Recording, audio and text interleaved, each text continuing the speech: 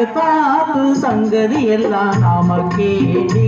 அவன் கம்பளம் பாதி கிம்பளம் பாதி வாங்கறாண்டி பட்டு அடுத்தாத்து சங்கதி எல்லாம் நாம கேடி அவன் கம்பளம் பாதி கிம்பளம் பாதி வாங்கறாண்டி மூலெடுத்து